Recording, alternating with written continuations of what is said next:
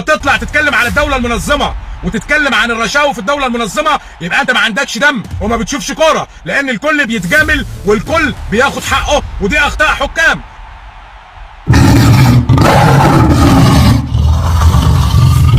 اللي عنده دم احسن من اللي ما عندوش بالمره. انك تكون مشجع مصري وقاعد في مصر ومنتخب بلدك بيلعب في المغرب وعايز غيرك يشجعه وانت قاعد تاكل وتشخ في مصر، يبقى انت ما عندكش دم. لما تكون مشجع مصري قاعد تاكل تشخ في مصر واستخسرت تدفع كام الف جنيه عشان تقف جنب منتخب بلدك وعايز غيرك هو اللي يسنده، يبقى انت ما عندكش دم.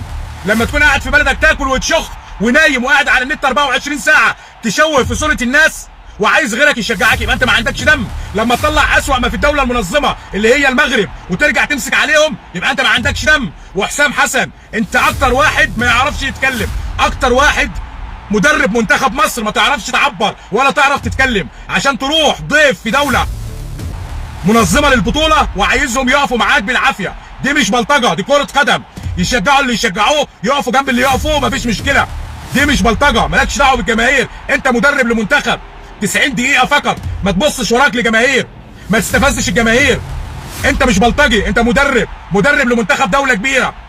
واولا واخيرا اي كلب من كلاب السوشيال ميديا يتكلم كوره فقط، محدش يدخل المغرب ومصر في جمله مفيده لانها كبيره عليكم. واللي داير دلوقتي زوبعه وهتخلص عاجل ام اجل. كلاب الريتش وكلاب اللايفات، محدش يدخل المغرب ومصر في جمله مفيده. وقد احذر من انذر. خليكم قاعدين على بطنكم، ناموا على بطونكم في مصر، كلهم وشخهم واطلبوا من المغاربه يشجعوكم ويخلوا منتخب بلادهم. وفين الانتماء وانت نايم على بطنك في مصر؟ حسام حسن ده انا بقول لك اهو هو نموذج مصغر من السيسي. نفس كميه الجهل، شخص لا علاقه له بكره القدم خالص نهائي. حتى هو لاعب بالمناسبه يعني، اصل هو كلاعب ما كانش لاعب مهاري، ما كانش عبد الستار صبري، ما كانش محمود عبد الحكيم، ما كانش ابو تريكه طبعا، ما كانش حازم امام، ما كانش خالد غندور فعلا بامانه يعني ما كانش جمال عبد الحميد، حتى ما كانش احمد حسام ميدو. يعني هو لاعب واخد الحكايه كده احمد السقا، يعني واخد الحكايه قلبي، يعني ما فيش دماغ، ما فيش مهاره. فهو لاعب بس هم بيخافوا منه. يقول لك اللاعب الكبير حسام حسن ما مش لاعب كبير حاجه، هو حمار كان بيخش براسه ويجيب اجوان، يعني هو موفق، ربنا موفقه خلاص. طب ما شادي محمد ربنا موفقه يا جماعه. انا لازلت بقول لك شادي محمد يعني ما يعرفش كوره مدوره ولا مربعه، بس جايب بطولات مع الاهلي خرافيه. فمش معنى ان شادي محمد جايب بطولات مع الاهلي معناه ان هو لاعب خرافي على الاطلاق نهائي. فحسام حسن ظاهره بالنسبه لي لانه بيمثل السيسي بالظبط، والسيسي يحبه لانه جاهز زي السيسي بالظبط. حسام حسن لا يدرك بديهيات التدريب بكوره نهائي. وعنده حاجه ثانيه مع السيسي بقى، انه لاعب غلول، انه بني ادم غلول حقود قوي، عنده كميه غل طمس على دماغه وعلى شكله حتى. يعني مثلا عندك هو كاره اللاعب اسمه مصطفى محمد. الواد ده مصطفى محمد ده لاعب كويس جدا جدا، يعني انا شايف انه مصر، انا شايف ده رايي الشخصي، ما فيهاش مهاجم زي مصطفى محمد. هو بيحطم في اللاعب لغل لهدف جواه. ينزله امبارح وباقي 4 ثواني ونص في الشوط الرابع، باقي 4 ثواني ونص ينزل مصطفى محمد. طب ما انت عندك محمد صلاح ضيع 40 جول امبارح، يعني محمد صلاح جاب جول خرافي بس ضيع كور غريبه جدا. محمد صلاح امبارح يعني لا يعني كان ايه ده؟ يعني مين ده؟ مين اللي في الملعب ده؟ محمد صلاح. ومع ذلك مش قادر يغيره. هو السيسي برضه، هو برضه السيسي، محمد السيسي. محمد صلاح كان نازل رتبه امبارح، يعني محمد صلاح كان صاحب الكوره، مش محدش يغيره. لما تغير محمد صلاح ونزل مصطفى محمد ادي الواد فرصه. الواد ده انت اهنته كتير جدا، الواد ده انت محطمه نفسيا. لا ما فيش، وهعلم عليك وهنزلك في اخر والواد مصطفى محمد مؤدب قوي منزله في اخر 30 ثانيه بالشوط الرابع والولد واقف عالي جدا، يعني ما اتكلمش، ما شوحش، ما قالوش ينعل ابو او يحرق، ما قالوش حاجه. فحسام حسن نموذج للسيسي بالظبط، جهاله غطرسه. هوريك دلوقتي مشهد الناس كلها لاحظته امبارح. حسام حسن بعد ما سجل، بعد ما مصر فازت 3-1، خلاص مصر صعدت وخدت 3-1، فبص بقى حسام حسن عمل ايه؟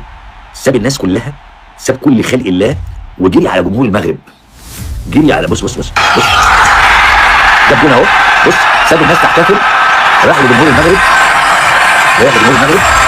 بص يقول لهم انا ما بحبكمش. بص انتوا لا يعني انت جبت الجون الثالث خلاص وضمنت تطلع. ايه اللي يوصلك انك تروح لجمهور موجود في المدرجات؟ مصر هي الاساس، انتوا لا. ولا عجبني الشعب المغربي، الجمهور المغربي، المرأة المغربية، الراجل المغربي، الولد الصغير المغربي. وقت دخلت انا نشترك في تونس اخر ماتش في كازا، الجمهور المغربي كله معانا.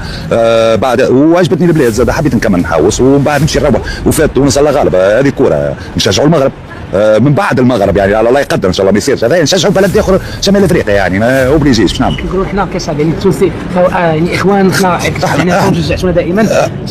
المغرب شنو اكثر حاجه عجبتك فيه بصراحه؟ والله التربيه نتاع الشعب المغربي، الانفراستركتور نتاع المغرب، المغرب تقدمت بالكدا في كل شيء، في كل شيء نحكيها بصراحه في كل شيء، في الانفراستركتور نتاع الاستاد نتاع البلاد نتاع النظافه، الشعب ياسر مزيان يرحب بالضيف، هذا اللي انا فرحت له ياسر وما ندمتش اللي جيت المغرب، وماذا بيا المره الجايه نجيب عائلتي نجي المغرب نحوس يعني جاي نجي هكا كم توريست، انا نروح كل عام لتونس، والمره هذه بدلت الراي شويه يعني شويه تونس وشويه المغرب المره الجايه فهمتني، وتبقى ديما بلادي تونس ونحترم بلادي وشرف لي اللي انا تونسي وشرف لي اللي انا جيت المغرب، ونتمنى تونس نزيد نقدموا كيف المغرب، واحنا تونس زاد بلاد شباب كيما المغرب واللي نشوف فيه بحال يعني تونس والمغرب بحال كشعب كبلاد كمونتاليتي فهمني، والبلد يبدا عنده تاريخ وعنده ثقافه ما تخافش عليه. قال الحسن الثاني الله يرحمه وقتها قال الشعب تونس تطيح لي شعبها ما يطيحش فهمني، ولا باس قلت ربي ديما لا باس. بالفعل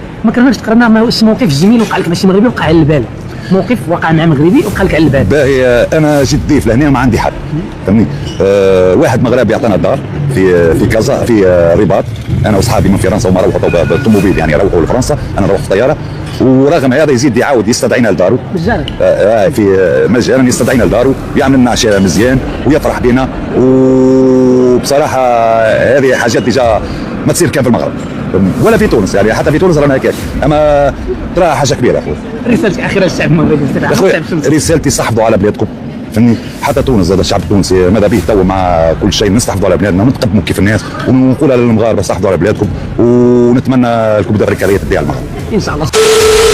منوضينها في وسط العاصمه ديال المغرب، احنا منوضينها بارتو، نحن حتى في القمره تلقانا منوضينها ديما بحول الله، ديما منوضينها.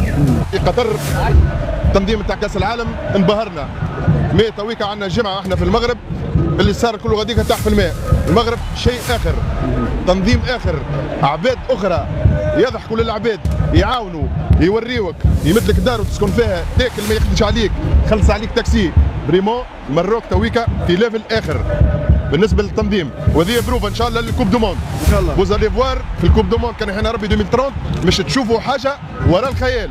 يعطيك الصحه قطر على التنظيم اللي عملته، مي سي بون خويا اجت توا التكه من هنا، توا المروك كور توا خويا. واحد الخبر اخر باقي ما متاكدش 100% ولكن راه غادي في الطريق 2028 كوب دافريك هنا، من الممكن تعاودوا. اي سا هنا زاد 2028 يعني تعجبكم الفكره تكون 2028 في المغرب؟ ماذا بينا يا سيدي الكاليبر تاع الكوكو مش حدا دوله في المغرب لازم تنظم الكاليتي هذه. هذا صاحبي تونسي سافا حيجك مروان خير سافا حيجك خير. انتم ترحبوا بالفكره 2028 هنا في المغرب؟ المشكله اللي المغرب كما نقولوا طلعت الكتب الفوق برشا، ما ثم حتى دوله افريقيه نعطيك انا مانع تونسي ولا مصري ولا جزائري، المغرب عندها كاباسيتي نتاع اورجانيزاسيون حاجه خارقه العاده، ما تنجمش تحل برا، ما تنجمش تفهموا فينا اللونجاج نتاعنا، تفهموا فينا اكيد معناها المغرب تويكا بالتنظيم هذا وبالبنيه التحتيه كسوسوا معناها الطرقات، النقل اللي تحب عليه انت، الملاعب، معناها الليفل توب، معناها الور لا 2028 كي مش تعاود تنظم المروك مزيد تنجح فوا 2 و 2030 ان شاء الله كوب دو موند فوا 10 زاد النجاح بحول الله، كان بقينا من اهل الدنيا ان شاء الله ويعطيكم الصحه. من بعد اللقطة ديال المدرب المصري تجاه المشجعين السواسة والمغاربة بصفة عامة في أكادير، خرجت بزاف ديال ردود الافعال، ومنها كان المصريه اللي ما عجبهمش الحال بزاف، ومنهم واحد الاعلامي اللي تيشبه المدرب ديال مصر بالسيسي وعطاه العصير في كاس كبير، وواحد المؤثر اللي ما تسرطعتش ليه علاش يهاجموا المغاربه ويستفزوهم بحال هكاك من بعد الاستقبال ومن بعد التنظيم ومن بعد الحفاوه ديال المغاربه ومن بعد الكرم. ما يستاهلوش منكم المغاربه انهم تعاملوا معاهم بديك الطريقه وبهذاك المنطق من الاساس. كانت هذه ردود الافعال ديالهم. في الجهه الاخرى كنلقاو توانسه رغم الخساره ديال المنتخب ديالهم قرروا باش يبقاو في المغرب ويساندوا المنتخب المغربي، وقال لك من مور المنتخب المغربي عاد نشوفوا لا بقى شي منتخب عربي. عجبتنا المغرب، بنيه تحتيه، استقبال، كرم، فيها كل شيء. ما كناش كنعرفوا المغاربه دايرين بحال هكا والمغرب دايرين بحال هكا. حنا جينا للمغرب وفرحانين. كنا نتمناو بان المنتخب التونسي يبقى باش تبقى واحد شويه الاثاره ونبقاو كتوانسه، نبقاو مجموعين ونتلاقاو ونحتفلوا ونخلقوا واحد لومبيونس مع خوتنا المغاربه. منين وقعت الواقعه وما شاء الله وقدر فاعل وتخسر المنتخب التونسي قررنا باش نبقاو في المغرب لاننا ما سخيناش باش نمشيو. كان هذا هو المحتوى والفيديو ديال اليوم. شكرا بزاف على المتابعه، كنتمناو تدعموا القناه. نتلاقاو في فيديو اخر ان شاء الله.